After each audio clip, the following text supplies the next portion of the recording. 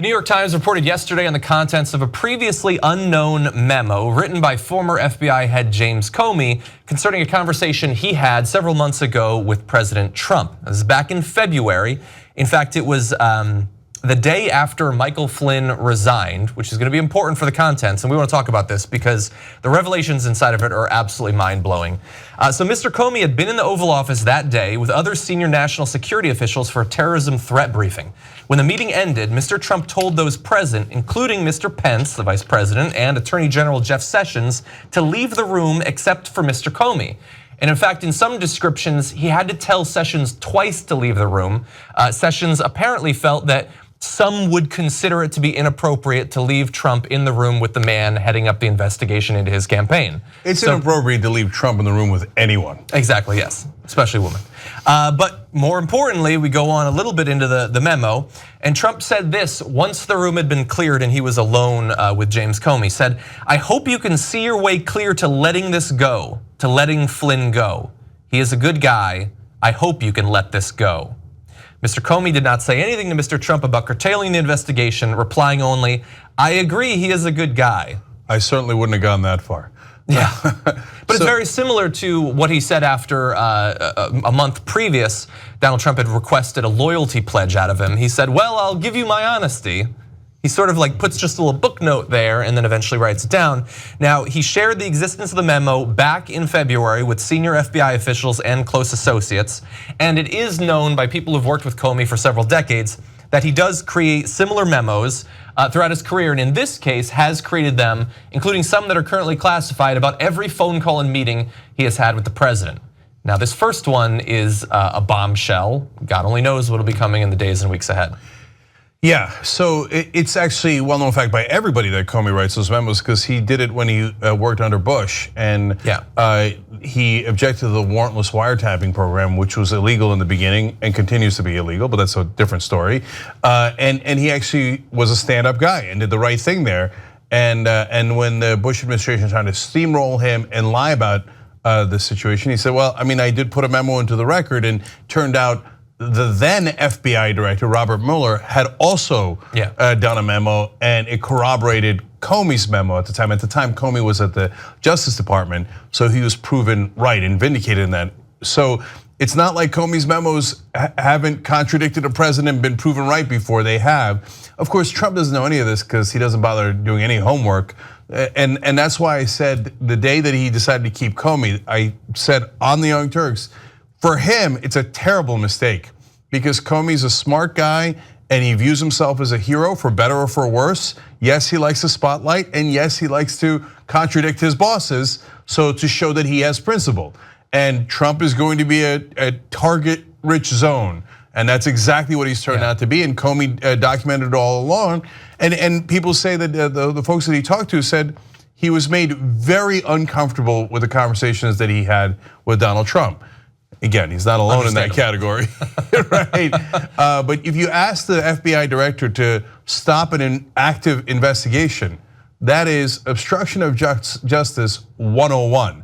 Like if you look up obstruction of justice in the dictionary, it'll give you that example. Yeah, I mean the classic example from Watergate was this exact same thing. The problem is that you said there he asked him to stop the investigation. So Steve Doocy told me through Fox and Friends, he just said he hopes he can let it go. He didn't order him to let it go. Isn't that different? You know, like if you're in a room with a mobster holding a baseball bat and he says, you know, I wouldn't want to see your nice belongings get smashed. Maybe you shouldn't look into this, police officer. He didn't tell him not to. He just threatened him. When he said, "I hope you pay me the vig," he didn't say, "I'm ordering you to pay the vig." Exactly. Now, look, so we haven't actually seen the memo yet, and the White House is saying that it's not true. Trump has not specifically spoken about this yet. There is silence, perhaps the longest gap with no tweets from Trump so far, beating his previous. He's never gone a full day in the past year, but. So we don't know what he believes, but we'll get to a little bit more of that in a second. We have one statement from a White House official saying, while the president has repeatedly expressed his view that General Michael Flynn is a decent man who served and protected our country, the president has never asked Mr. Comey or anyone else to end any investigation, including any investigation involving General Flynn. President has the utmost respect for our law enforcement agencies and all investigations. This is not a truthful or accurate portrayal of a conversation between the president and Mr. Comey. So that seems like a pretty categorical denial of what has been reported. Theoretically, there are tapes of this, according to the president, perhaps, so maybe we'll find out more about it. But we did hear this. Again, leaks come out every day about the internal state and the state of morale in the White House. So apparently Trump was furious about the story, according to an official who spoke with Politico. He retreated to the White House residence within 75 minutes of it going online, leaving aides to figure out how bad the fallout was. He hasn't been heard from since. He is still pressing the red button to have Diet Cokes delivered to his room. That's the only evidence we have that he's still alive. But it seems, I mean, you're talking about textbook obstruction of justice. Super fast, let's go through this. Immediately after becoming president, he sits down at a dinner with Comey and asks for him to pledge his loyalty to him. Then, a couple of weeks later, he tells him to stop investigating Michael Flynn. A few weeks after that, he finds out through Jeff Sessions that Comey has requested more resources for that investigation. So clearly he had not called off the investigation. He then fires Comey, gives a pretext having to do with Hillary Clinton for why he fired him, immediately undercut him by admitting that Russia was on his mind when he did it, and then started tweeting threats to James Comey, who's now a private citizen at that point, about tapes that he's gonna have of their conversations. It has every element of obstruction of justice in exactly the right order to take down a presidency, assuming, and there's no reason we should assume this, that our country still operates under the rule of law. Okay, now let me add to that, because we ain't done with him yet. All right, so first of all, on the tapes, Comey's associates are now telling the press, oh, please let there be tapes. Because they're of course confident that Comey is telling the truth and Trump, for the billionth time in a row, is not. So now they're not the only ones who are not confident that Trump might be telling the truth here. When his own aides were asked about, hey, so do you know if there are tapes and do you know what was said? First of all, they said, well, if there are tapes, we haven't heard it. Boy, that'd be interesting, right? And then they said about the meeting, it's not like we were in on the meeting. We had no idea. We still don't really know what was said. Now, that backs up the part where he cleared the room for it. Yeah. Clearly they weren't in the room. Now, if you're a top aide to someone, presumably you believe and trust them. So if someone in the press asks you, Politico asks you about this, you go, no, of course the president is right. That's outrageous. You don't go, I don't know, man. You go, I don't know, when you know the guy's lied every other time. Yeah. Now it's gotten so bad that aides are refusing to put their names on memos because they're afraid that Donald Trump will contradict them in tweets hours later. So they lie for Trump, they go out there and they go, oh no, the fire in Comey wasn't about Russia. Then Trump goes on TV and goes, yeah, it was about Russia. They say, oh, it was about Hillary Clinton. He goes on and said, oh, it wasn't about Hillary Clinton. Yeah. It goes on and on every time. So they're like, well, we're not gonna do it anymore. We're not gonna say, do your lie, and then you contradict us an hour later. Yeah. Even on this one, he did the same thing. So I'm sorry, on the when he gave away the secrets to Russia. Yeah, where McMaster looked like an idiot. Yeah, McMaster and Spicer and everybody else said, no, he didn't give away any secrets. And a couple hours later, he tweeted away, yeah, so what? I can give away secrets, I'm the president. Oh, yeah. So they've had enough of that. They don't believe him either.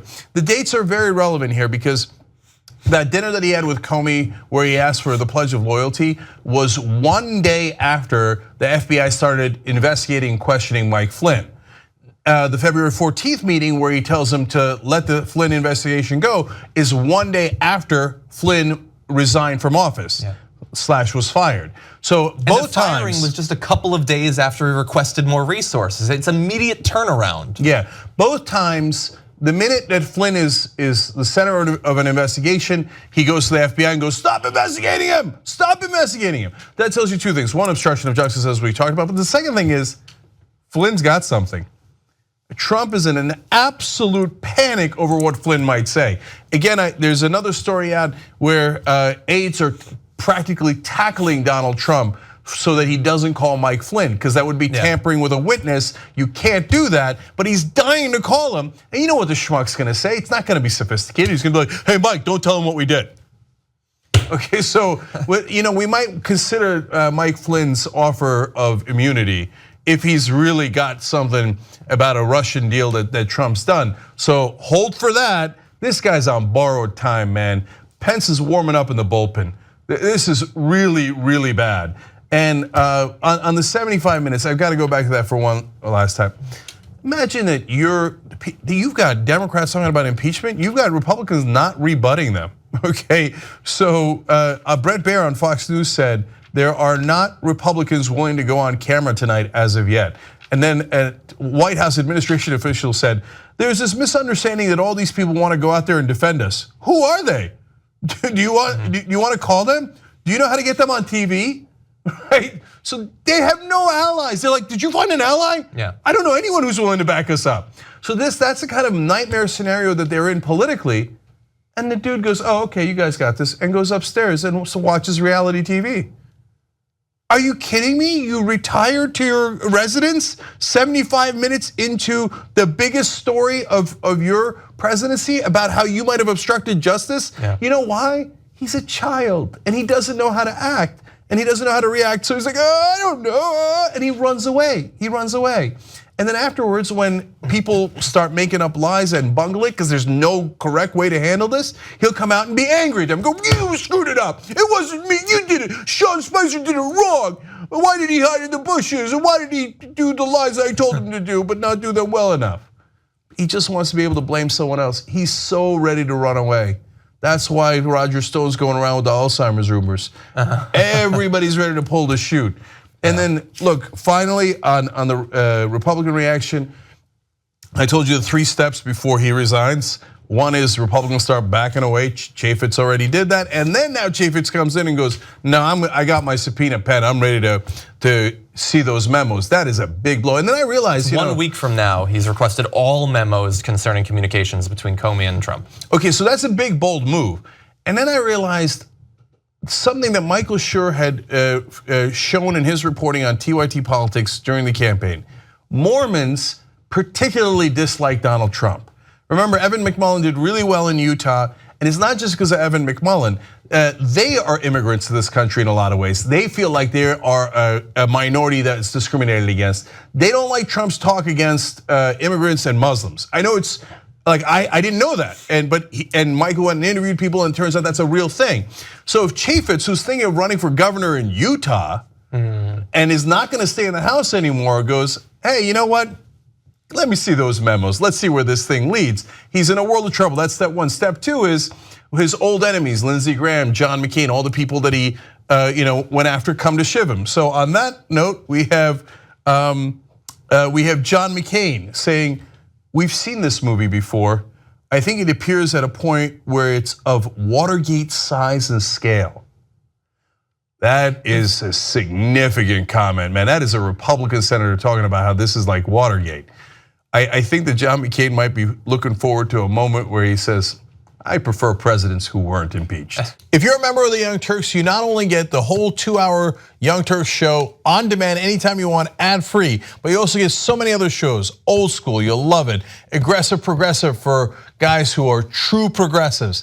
Now also Nerd Alert for gaming and tech. What to Flick for movie reviews. You will love it. Check it out right now at tytnetwork.com/join.